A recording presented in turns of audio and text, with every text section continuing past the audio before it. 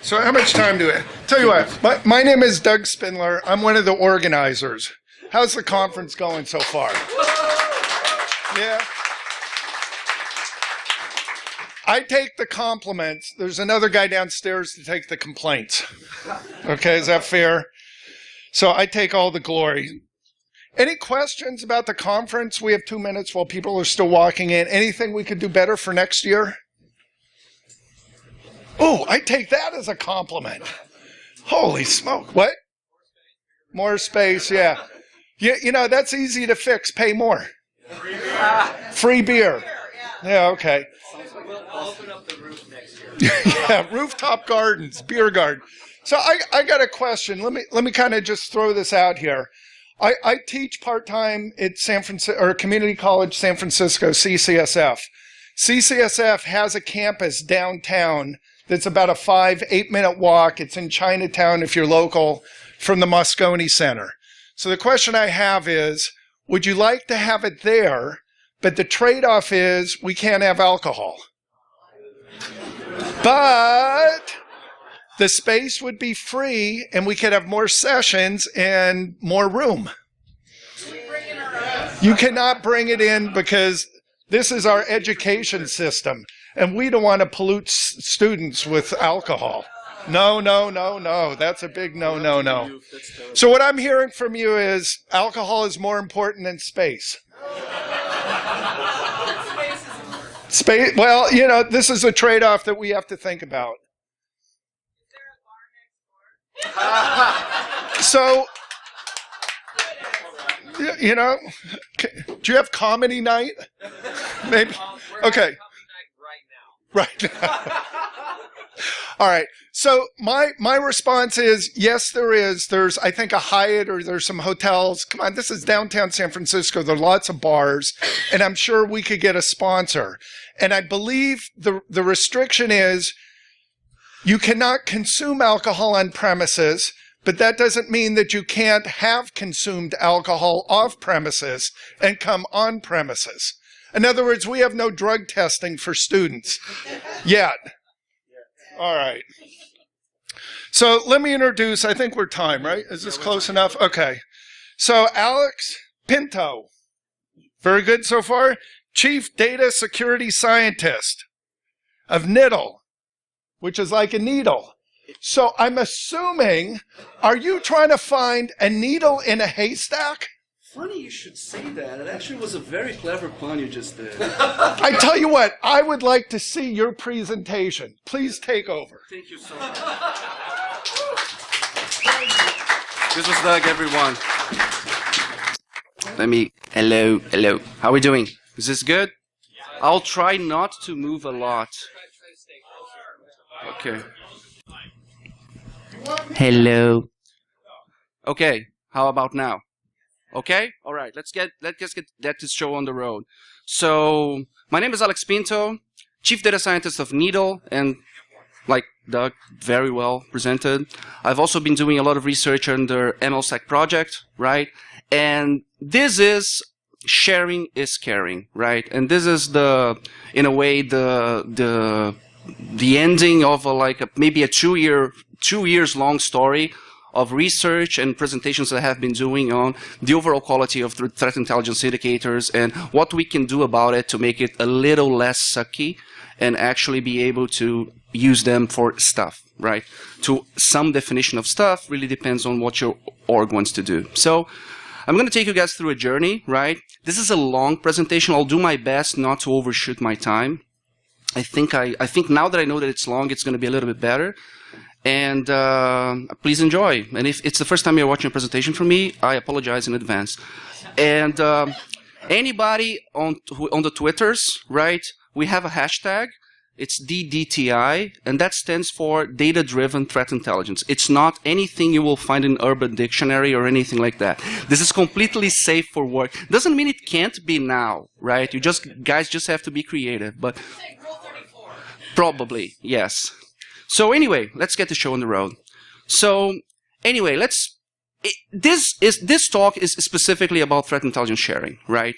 And it's really what I've been I was going to say wasting, but that would be unfair. I have been spending my time analyzing and trying to find interesting metrics and things that would work, right, when we're thinking about threat intelligence sharing, because it's all the rage, right? It's something that's very, very popular right now. But first, I have to take you to a very teeny tiny journey through what I have talked before about threat intelligence, so then you guys can be in the right context, right?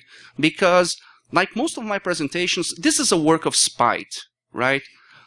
I make a point, right? And then somebody, you know what? You're actually wrong because of this. And I'm like, oh, really? Okay, here's a year of my life trying to prove that actually you're the one who's wrong, sir. I mean, like anything on the internet. So it's important to take you through the story. And it's important for you to get the context of what I'm trying to explore and why should we care? Why this is important for all of us. So one important point is that this is a data-driven talk, right? Of course, there will be a lot of opinions, right?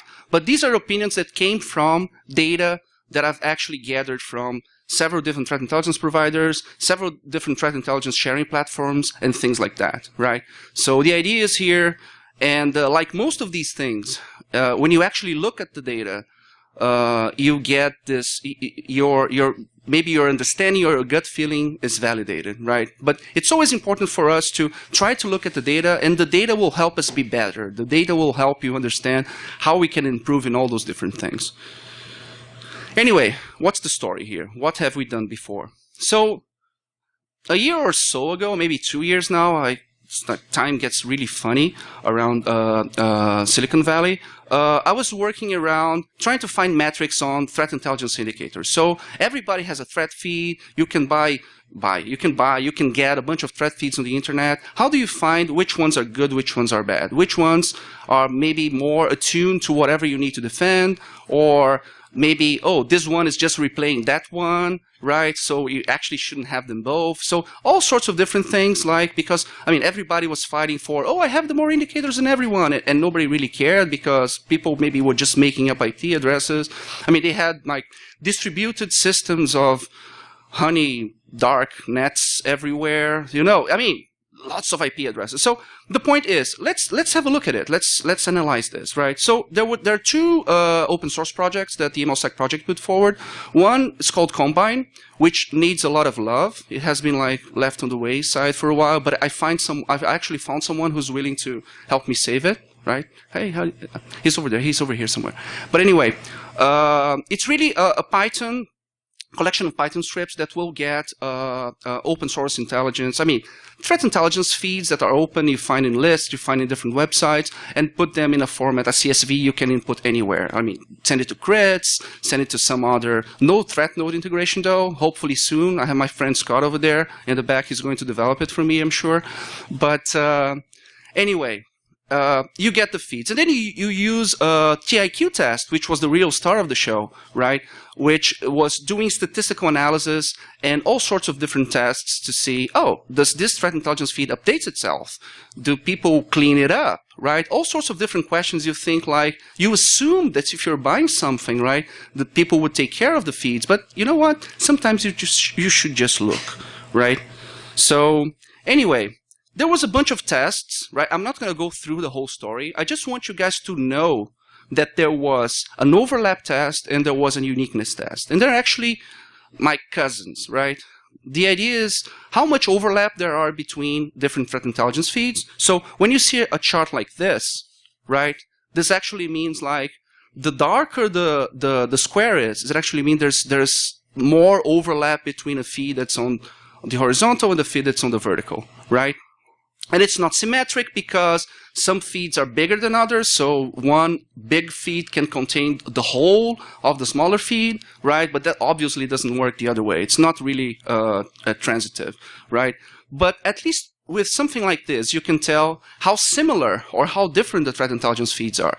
And this was one of the funniest things on my research, right? This is one of the most interesting conclusions. It's the conclusion that from that research I want to share with you guys, which was, you know, I was expecting to be a lot of overlap, and this is specifically about outbound data, right? When I say outbound data, it's like places that are hosting malware or C2 servers or your favorite APT, threat-y, nation-state, threat actor infrastructure, right? This is places you go to and they're bad, there's very little overlap. There's a lot of, and this is the flip side, there's a lot of uniqueness. So maybe 95% of the data from those providers, there was no actual intersection, right? And I'm talking about IP addresses, domain names, I'm talking about, I didn't even look at hashes, but if you look into hashes, this number becomes even worse, right? And I think everybody kind of has this sense as well, right?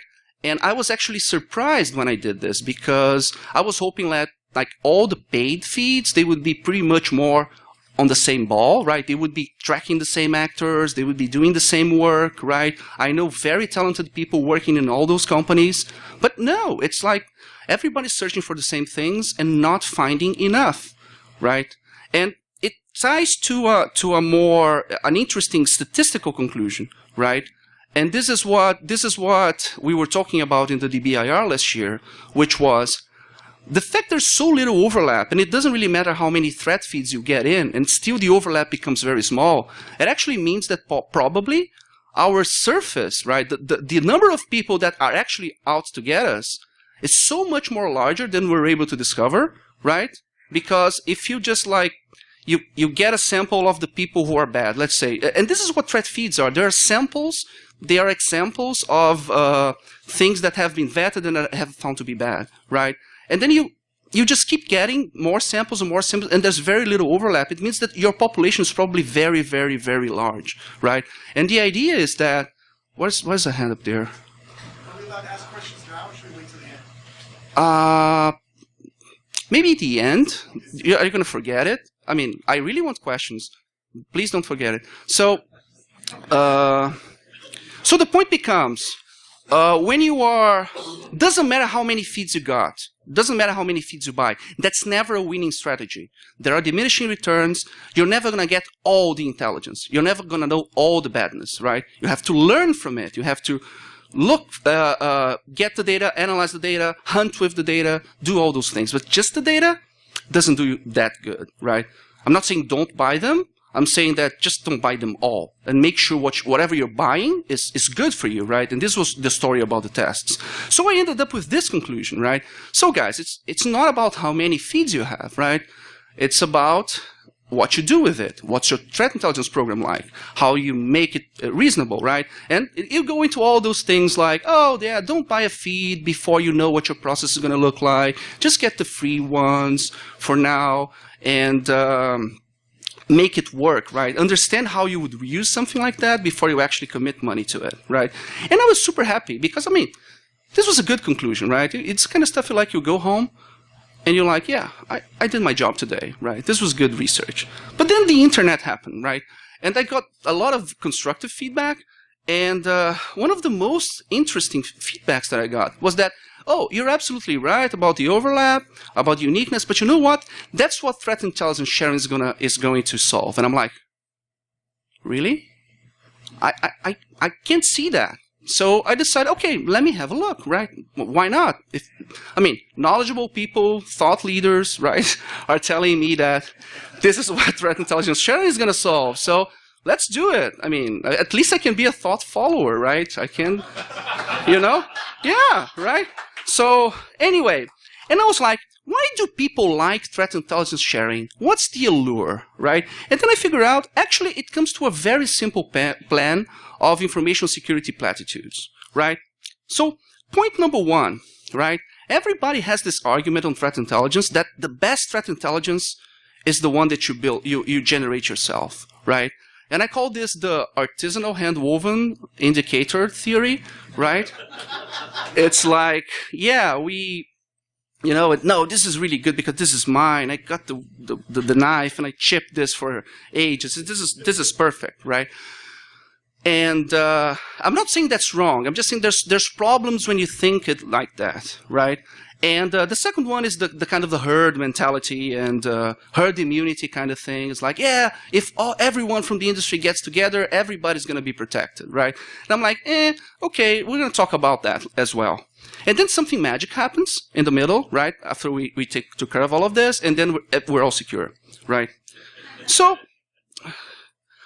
the first thing that came to mind when I was thinking about the hand-woven stuff is, well, I don't know how many of you guys actually tried to make threat intelligence operational in your organizations. It's super hard. It's super hard because of the volume of data. It's super hard because of the volume of threat intelligence data, of the volume of log data you have to compare it to, or whatever other magical thing you're doing. You're pivoting, you're running multigos, you are... Anyway, all this hunting fun that people do nowadays. The problem is, there's a lot of articles in the industry of pushback on threat intelligence because it's just too hard to use, right? And there was this article from 451 where it was, you know what, it's just only for the 1%. If you're like IC community, if you're like, I just said IC community, it doesn't make any sense. If you're like a big bank, if you have, I have a couple of dozen people to spare to just do threat hunting all the time, sure, it's perfect for you.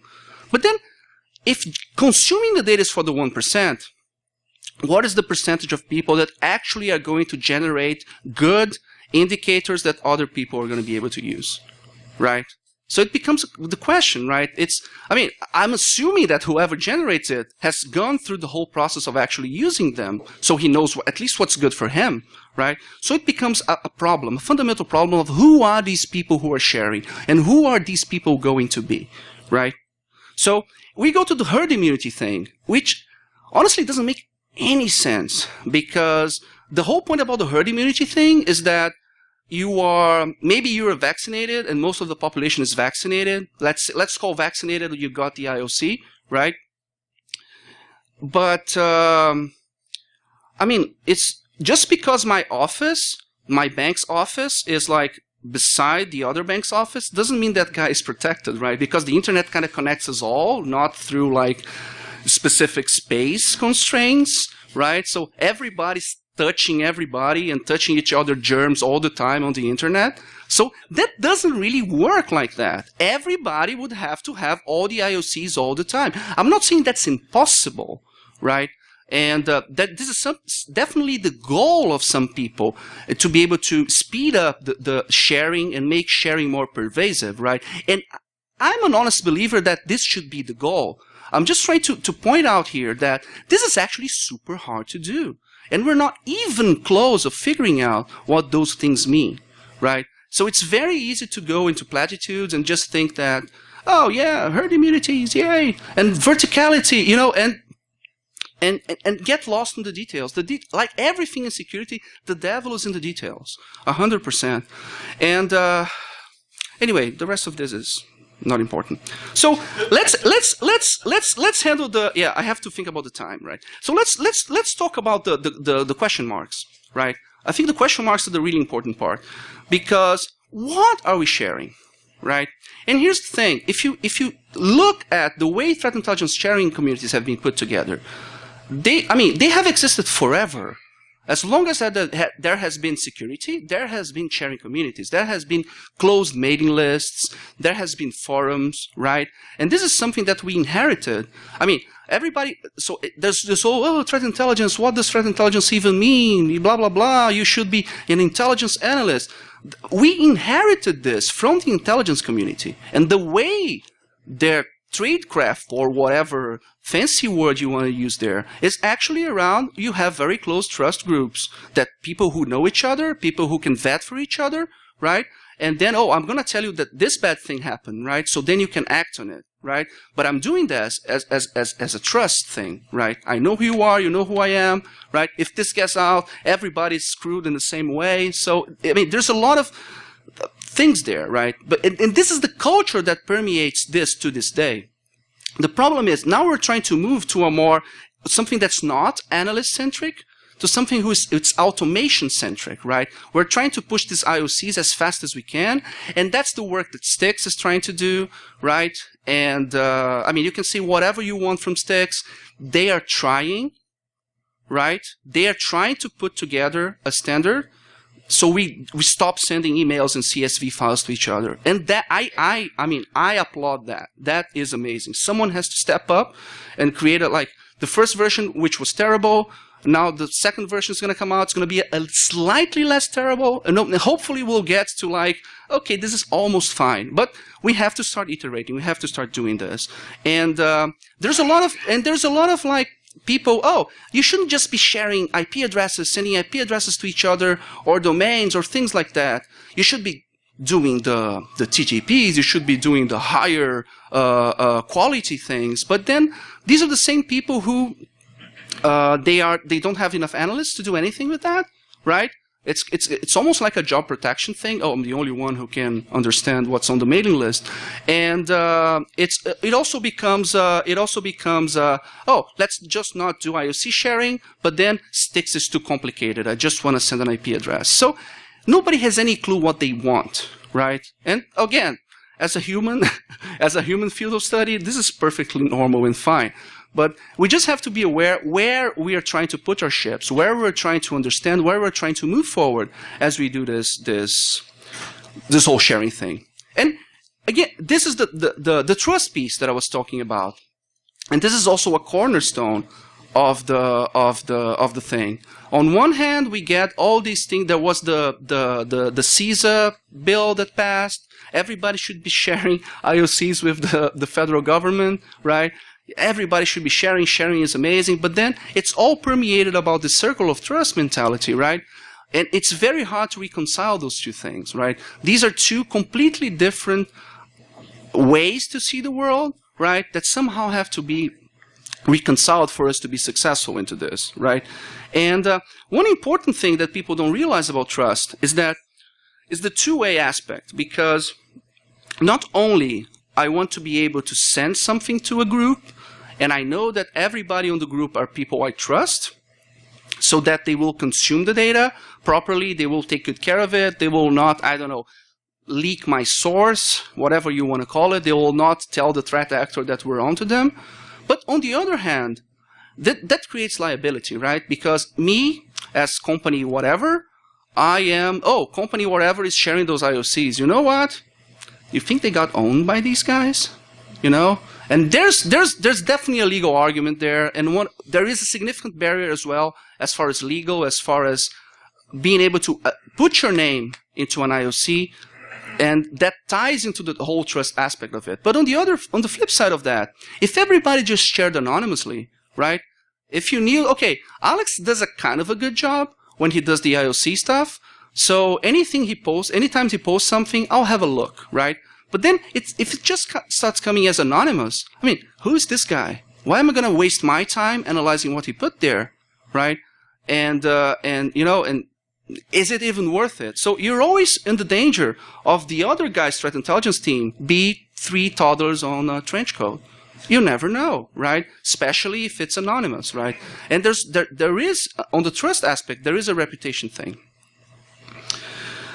So anyway, enough about the ranting. This was me. This was literally me like, oh, this doesn't make any sense. But you got to think about this, you got to think about that, you got to think about this, you got to think about that. And I'm like, okay, given this, let's try to look into the sharing communities and see if there's something we can learn, right? And I'm really, again, this is all constructive, right? This is like, maybe if we understand that we have those limitations, and limitations are the most important thing in any engineering endeavor that you do, right? You have to understand where the limits are, and then you can start to measure against those limits, and maybe you can find, this is how far as we can go with this model, right? And then you can maybe think of a different model. But if you just like wishy-hopey that things are going to be great, we're not helping anyone. So let's bite. So I got a couple of friends to play. You probably heard of Threat Connect, and you've probably heard, especially here on the Bay Area, you probably heard of the work that Facebook is doing on Threat Exchange. It's super cool. It's very API-ish. So if you don't have a lot of developers, you might struggle a little bit to get started with them, but they're doing good work for sure. And some other folks didn't want to be identified. That's perfectly fine. We love you, right? But we love these guys most because, you know, they like me because, yeah, you can talk about us. I know you're not going to say anything too bad if they only knew. But anyway, and especially Facebook, I find it funny because everybody was like so outraged when Facebook started the threat exchange thing. Oh my God, I'm going to send my data to Facebook, and Facebook is the devil. Guys, sharing communities are social networks, right? And maybe this is the thing that we are not making the link in our heads, right? the more you understand that the sharing community and the incentives of sharing communities maybe are more aligned with your Facebook feed and your Twitter feed than you think, right? There may be some things we can learn from this in order to make the sharing experience across the board better and people get more engaged. You want engagement, right? And I sound like this keynote marketing person right now, and I apologize for that. But the secret is people have to use the system. The more people use the system, the more people will use the system. It's as simple as that. So let's start with the indicators themselves, right? So some of these sharing communities, I was actually a part of them, so I could look at the IOCs. Some of them were like, no, you have to be the stall to ride, or you have to pay this amount of money. And I'm like, not today. So they just send me like aggregated data. So the ones I could see, right? I had a look. I used those tests that I showed you before, so that we can try to understand, try to at least get a taste, right? An idea of the quality of the data. So the overlap was amazing, actually. Right? And this is comparing against all those open feeds that I was telling you about. A couple of private feeds, right? That unfortunately you will have to torture me for me to tell you who they are. And one of the, this was not an invitation, by the way. And one sharing community of those, right? And you see that the actual overlap of the data that was in the sharing community against the private feeds and against the rest of them was actually pretty low. Right? So if I was a part of the sharing community, regardless if I was having paid feeds or not, I was getting value out of it. I mean, at least I wasn't just getting repeat IOCs or things that, oh, everybody knows about this, at least people who are monitoring whatever, all those open feeds and things like that, right? Which was pretty much the experiment on the other presentation, right? And the uniqueness also, I mean, it's the flip side. It stayed pretty high, 92%. It reduced dramatically from the other one. The one was like 98 because I added the private feeds on this. The private feeds have an impact, but I've never seen it go down 90. So, I mean, like I said, it's not just, okay, I'm going to join all sharing communities, now my problem is solved. That's not it. But as far as if you're making this portfolio, so to speak, of threat intelligence feeds, and you're trying to figure out how many is enough, you know what? To me, it looks like if you are in a good sharing community, it's pretty much as good as a paid feed, right? It makes absolutely no difference, right? The important thing is that the sharing communities, they do not want you to use them as a feed. They want you to contribute back. That's the whole point of the sharing part, right? So, personally, I think you have to start somewhere, right? And it's just by seeing the activity, right? You can, let me move away from this. By seeing the activity, it's very distracting. By moving away from the activity, to getting there and being a part of it, you might feel motivated and you might feel enabled to share. As you see other examples, you see other people doing it. So, based on all of that, based on the trust issues I was telling you about, and not my trust issues, the community's trust issues, okay? And I tried to put together some metrics. The metrics I think would be important, in addition to the whole TIQ-test stuff, when you're trying to think about sharing communities, right? So that's activity, diversity, feedback, and trust, right? So let's see what they look like. So the point of the activity metric is there anyone in there? Is this on, right? Are people actually sharing, right? And very soon, and this was meant to be super simple. It's like, okay, how many indicators are shared per day, right? And pretty soon you start to see the whole trust scenario showing up, right? Because when you look at the smaller group, the average numbers of IOCs that are being shared every day is at least, well, in the mean thing, it's more than half. It's more than double, actually. But across every single day as well, right? I find super interesting the spike on the large sharing community there. What this probably means is that people were sharing this privately, right? And then suddenly it became public. Somebody leaked, or it was, the APT 20,000 million dropped. And then we got, oh my God, everybody's got to publish the IOC. Because have you guys ever realized someone publishes a report, everyone else is like, yeah, we were tracking these guys too. Yeah, we were. So this is pretty much what happened there. this is pretty much what happened there. So it probably became public, right? And so there's a huge dump of data. So less data, more delays, more data, timely. So again, it talks back to this whole circle of trust thing. I mean, we are not worthy at all, right? There's this dark rooms where these things are going on, right? And you can see that on the activity, right? So across the board, this is only one example, right? But across the board, you could find a relationship as the smaller the group, right? And you'd see there was a tighter ratio of sharing per member or things like that, right? So they don't want to lose control. You don't want to lose control of who's watching this, right? It might be sensitive. It might, especially if you're in the middle of an investigation. And I'm not telling people who are in the middle of an investigation to share their data. There's a lot of very important considerations with law enforcement and all those things when you're doing this. But even if you're not, even if it's just commodity stuff or it's stuff that you're seeing in your network, people are still they hold their cards very tight to their chest, right? So let's talk about diversity, right? And this actually talks back to what I was telling you about around the 1% kind of thing, right? And diversity was very interesting to me because I figured out, at least on the sampling of the communities that I had, and some of them they didn't want to share the data, but they were okay to doing an interview and me talking to them. So across the board, it's like 10%. Doesn't matter how many people you have in your community. Only 10% will share, right? And several reasons. Maybe they're really ahead of the pack, right? And usually what this boils down to is that there's actually a couple of people on the team who are very vocal. They are very like, oh yeah, no, we should be doing this for the betterment of mankind or something like that. And I'm trying to be non-ironic here. They really want to contribute back. They really want to help back, right? And so they help push the org to be in a position where this kind of sharing works. So, and here's the thing, and it's funny because I was talking to people like, isn't this too low, right? Shouldn't we have more people in sharing? And I had more than once people tell me, you know what? I think if it was more people, I wouldn't consume because it's probably going to be crap data.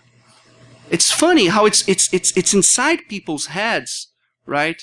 That the scarcity is related to quality, right? And again, this becomes a very elitist kind of exercise. Only the very few have this capability to share, and we can only share this proud few, right, who are doing this thing. So, I mean, the chart on the left is the actual numbers. Like you can see, drops like dramatically. So I don't know if Michael is on the audience. I have not checked if this is a power law. So leave me alone, right? You do power law, I do this, okay? And this is the log thing. You see, it's bad, right? The guy who shares the most, he really shares the most, right?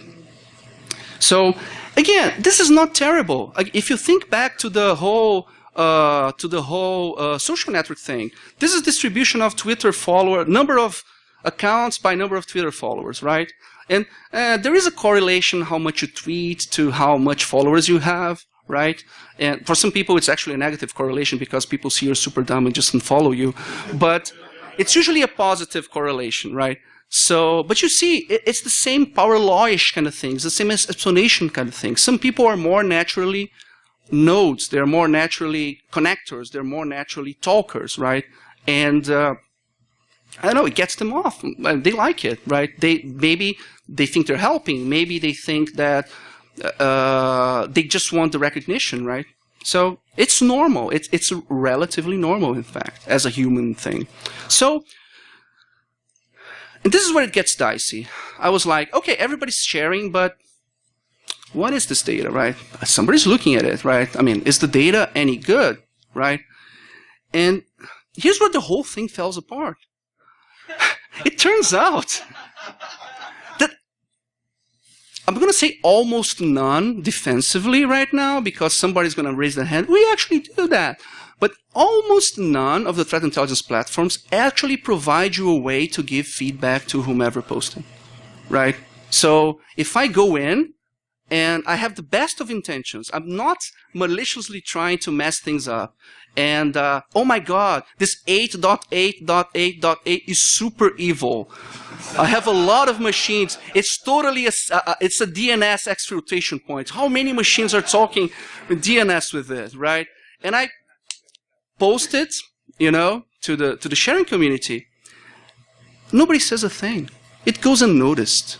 I mean, and I don't know if it's because people are not consuming. It's because, oh, I already have that filter, so I don't care, right? So it becomes very hostile, right? I mean, maybe people are, oh, I don't want to bother the guy. I don't know what it is. But people don't give feedback. And this is one of the biggest problems we have. It's specifically when we talk about the, how are we doing? Oh, we're fine. I think. How we do the whole bar. You must be this tall to share. You must be this tall to be a part of the sharing community.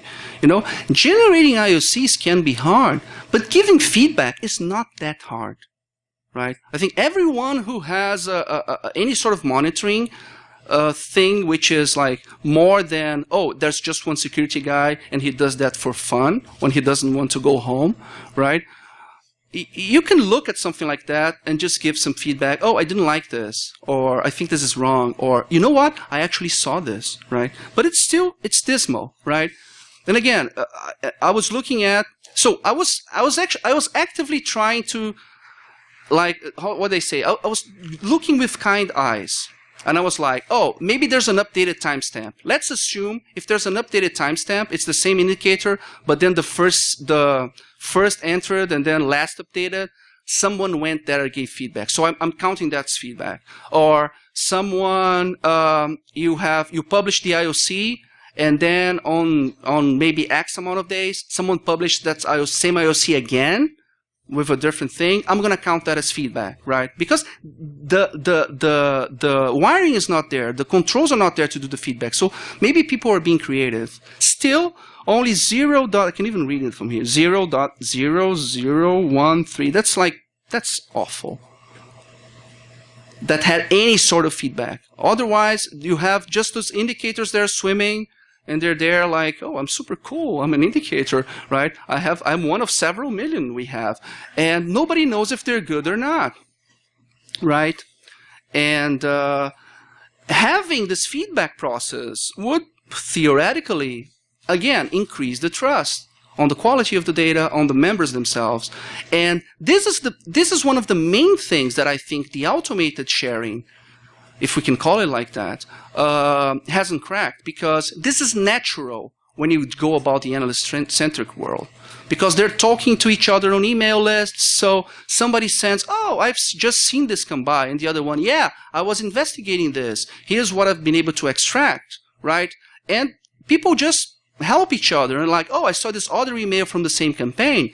And then you, as a trained human analyst, right? And, good luck hiring those people. You can see the story playing out on the email. You can reason through it, and you can input it on whatever system you have, right? But we gotta do better than that. We gotta do faster than that. We can't be like reading emails all the time, right?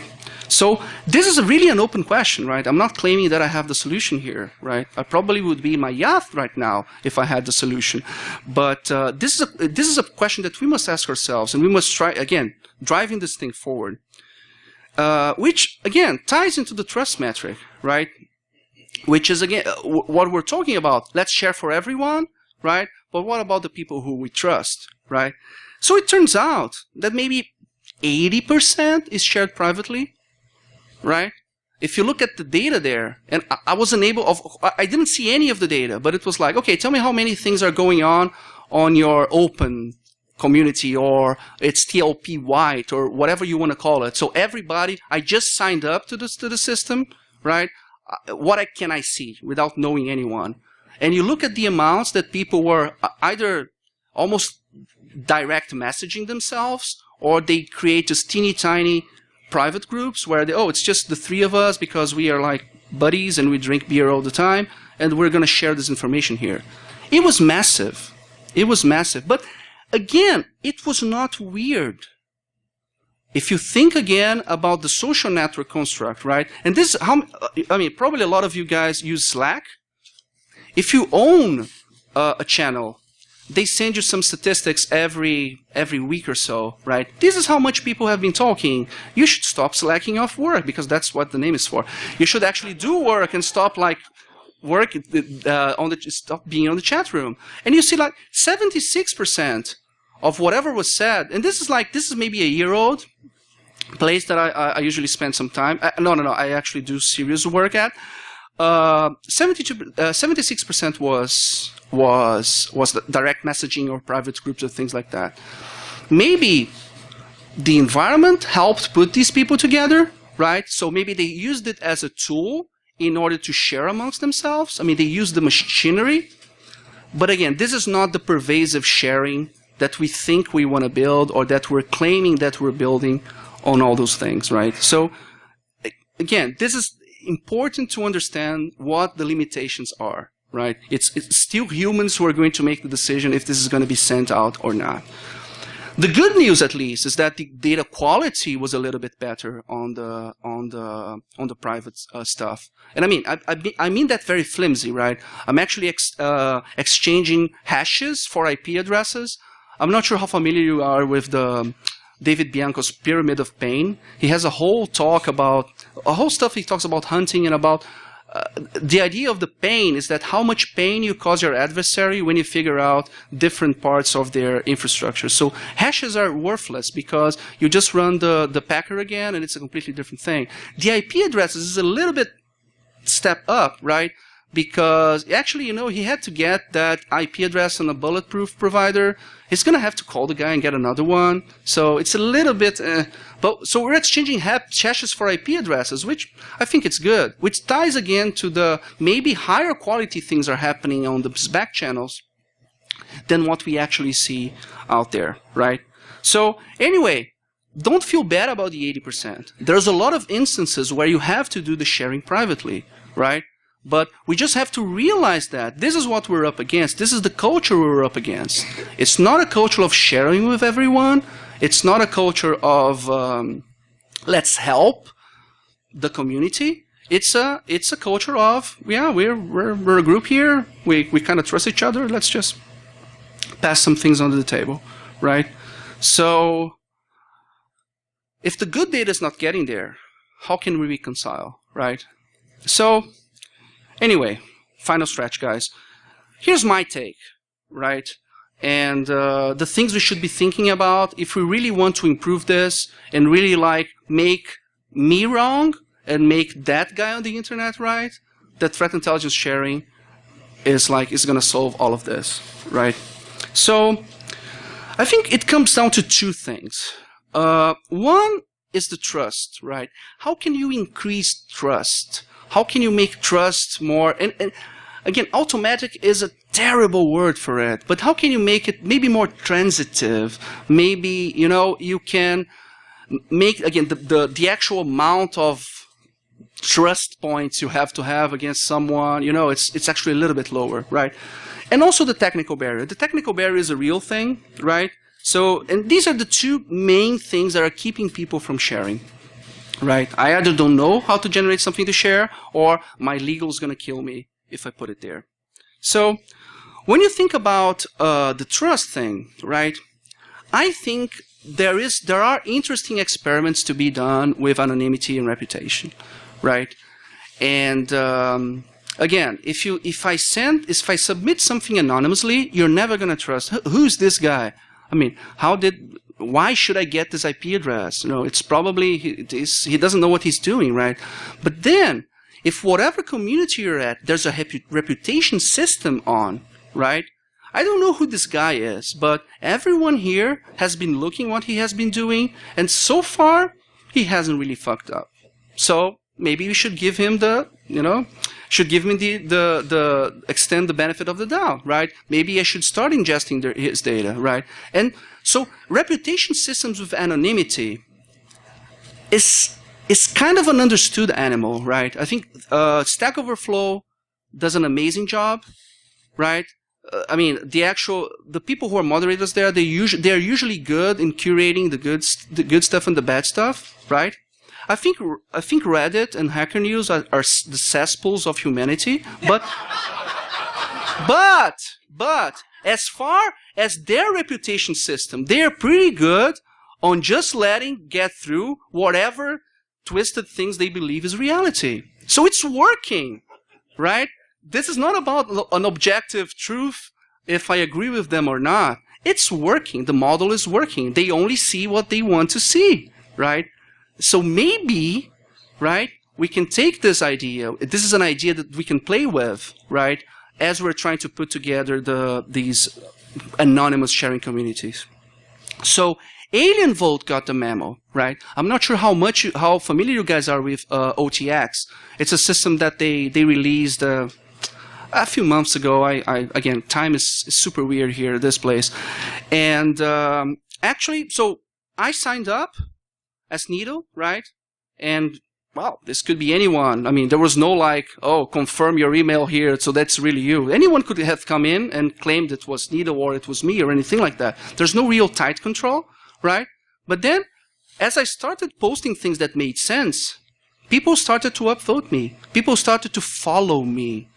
People started to subscribe to the things I was posting, right? And this became a measure of my reputation, of this account's reputation into the system, right? So everyone else, and now when someone onboards, right? And this is UX, right? This is like engagement stuff.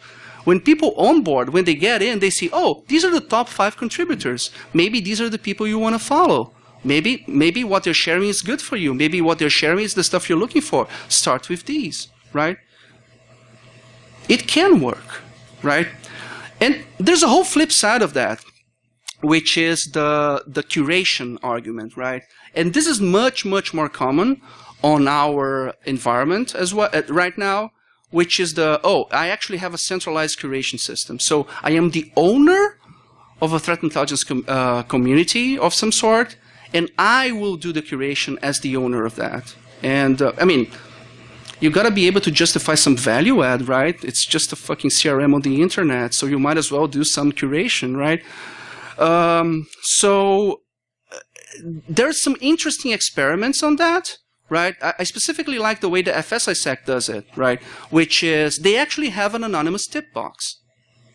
Anyone can send an email there and say, this is happening, right?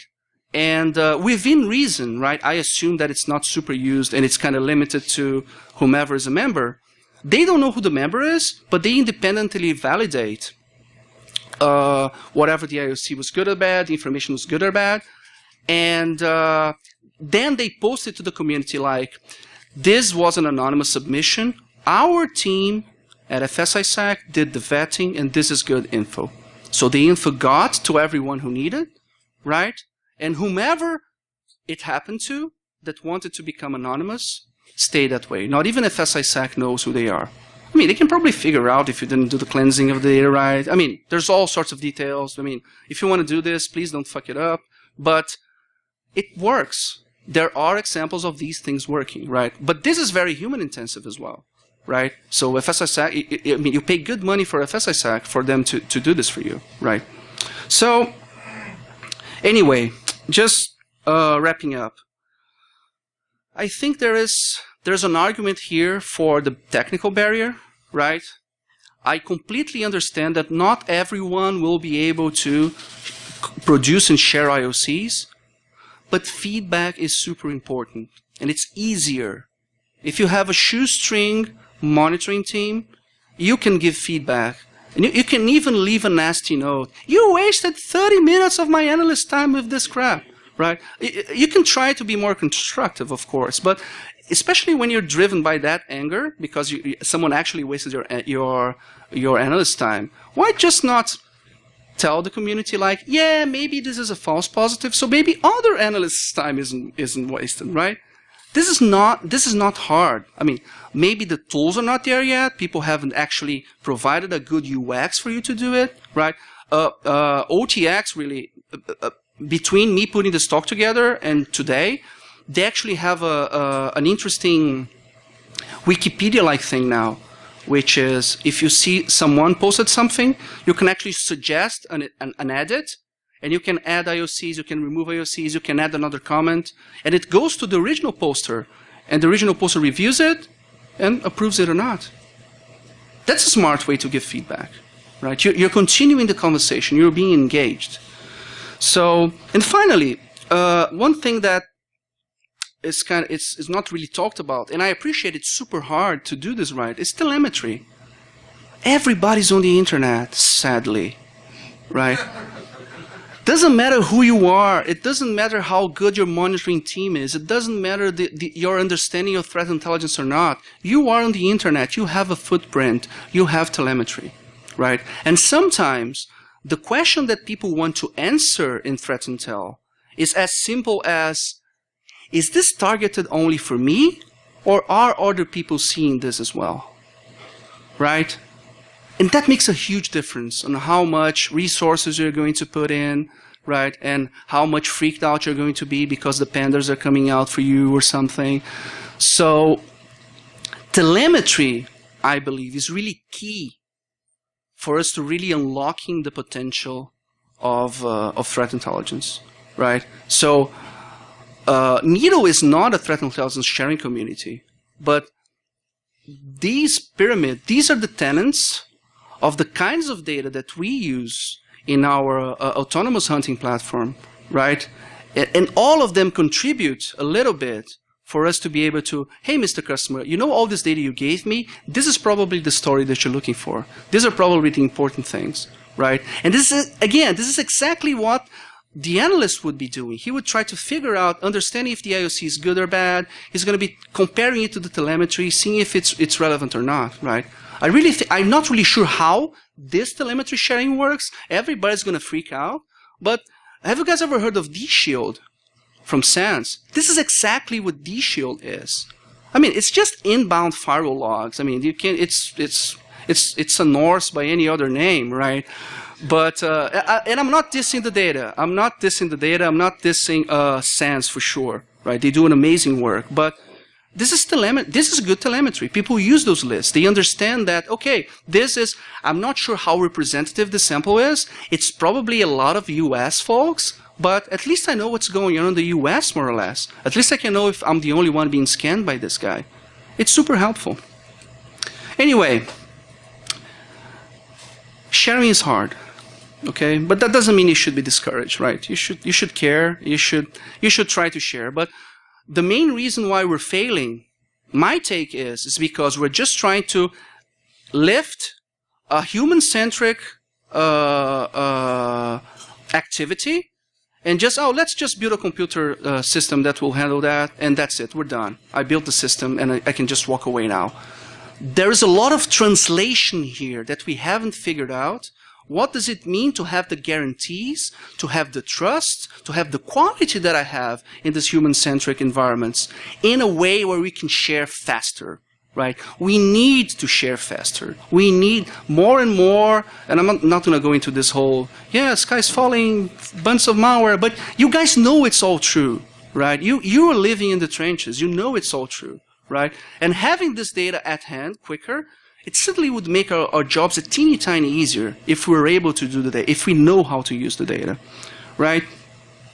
So don't buy feeds, just join a threat group. I'm kidding. But use it as collateral. I mean, think about it, right? This might be the best thing for you. Usually, especially the industry-focused ones, right? They're not about the feed at all. They're about, they will give you IOCs, they will give you indicators to work with, but they will teach you. The community will hopefully support you a little bit, right? It's all people who have gone through the same challenges. And this has very little to do with the actual IOC data. And anyway, it's all terrible, it's all more data, and we still need to work through it. So, I mean, just wrapping up, right? I love data. So if you're a part of a sharing community or, we have threat intelligence feeds and all those, I'm always trying to collaborate with folks and do these analyses with them, right? And understand, and maybe helping them I mean, if they think there's some deficiency on the feed, help them get it better. We can all discuss. I mean, I love the more data we have available, the better job we're all going to do. So I'm all for we having more data and more quality of data, right? And that's pretty much it. I guess we open for questions.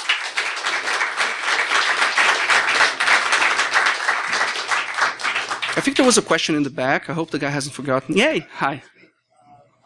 When I was thinking about the matrix that showed the similarity of the threat feeds, I was just wondering, how do they define a threat? What do they include in their set? Okay, that's an excellent question.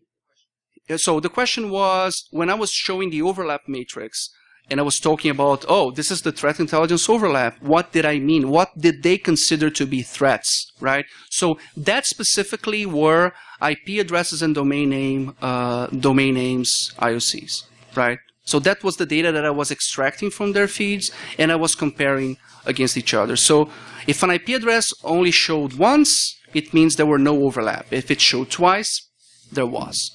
So that's the what, but is there some kind of agreement about what gets into it, like how it gets included in the feed? So person A and person B agree on what a threat is? So the question was if there's any process to agree what a threat is. Yeah. So, yeah, the different feeds have very different ideas of what a threat is, so that the content of the threat feed is quite different. So I invite you to go to a threat intelligence panel and ask them, so to you, what is threat intelligence, right? Because you're going to get, from a panel of 4 people, you're going to get 5 different answers. No, there's absolutely no standard. Everybody will call anything whatever they want. So it's like, what is threat intelligence? Whatever you want to buy, Mr. Customer. That's pretty much the answer you get across the board. So no, there is no commonly defined. And again, a lot of people will, okay, so let's try to take this a different way, a little bit less skeptical. People usually define threat intelligence in tactical, operational, and strategical, right? So the tactical stuff will usually be, so there's actually a friend of mine who breaks down the tactical into technological, and she's trying to like do the whole, oh, this is all the IOCs moving back and forth automatically. Since I don't believe that this is a reality yet, for real, I like to keep the tactical tight, just the tactical. And the tactical is this thing that you will put on your IDS, you will put on your, you actually have something tactical to do with it. The operational is more like, oh, I know that pandas like snow, so I gotta make sure to have a lot of like snow melting equipment in my office because their techniques involve snow and things like that, right? And so it helps you think on their overall strategies and how they get into a company. And the strategical one is, oh my God, what I'm building right now in my company is like super valuable for country X. So they're totally going to try to go for me. I'm not exactly sure which one of their actors is going to come for me, but someone will. So I have to be prepared for that. I hope I answered. But this is like, yeah. It's a shit show. I'm sorry. I'm not the one who's going to solve that problem.